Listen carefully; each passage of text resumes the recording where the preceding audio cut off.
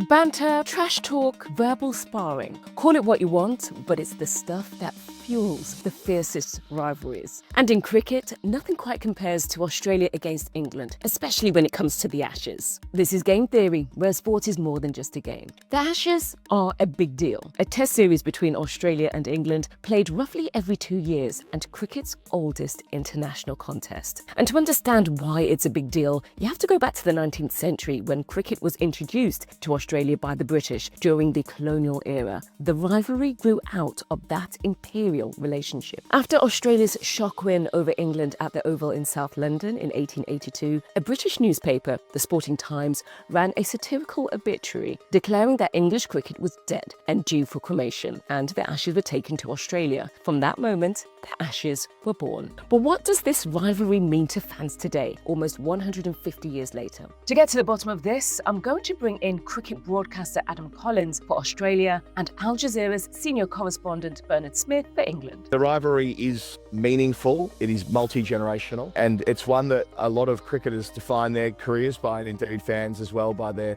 engagement with the games. It is tinged with love because it is a fraternal relationship after all, but there is a degree of venom, especially from England fans to Australian fans. I think deep down we dare not admit it that really we should be the ones who are best at cricket, and we should be teaching our former colonies, these Commonwealth countries, all about it, and yet usually we get thrashed by them. And it's particularly painful to get thrashed by Australia frequently. It gives a sense of the lopsided nature of the on-field rivalry, which I think leads towards a degree of desperation from England fans. They just so desperately want to see England be competitive in Australia. Now, this back and forth isn't just limited to the stands. There's been some famous exchange of words on the field too. Trash talk, if you will, also known as sledging. I would like to say obviously the English are best at it, but the Australians are known for using it as a tactic, because you've got to do everything you can to try and take an edge on your opponent, and the Australians have been famed for sort of honing their sledging skills. It's not the same as it used to be when you had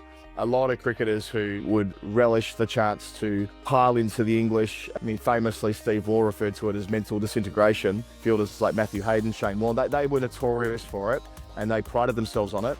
But this group don't see it quite the same way. For now, the Ashes remain firmly in Australian hands. Their win in Adelaide sealed the series 3-0. It also stretches their lead in the rivalry, 35 Ashes series wins to England's 32. As for England, the wait goes on. They haven't won an Ashes series in Australia in 14 years. So this Ashes series may now be settled, but the banter, well, that never really settles.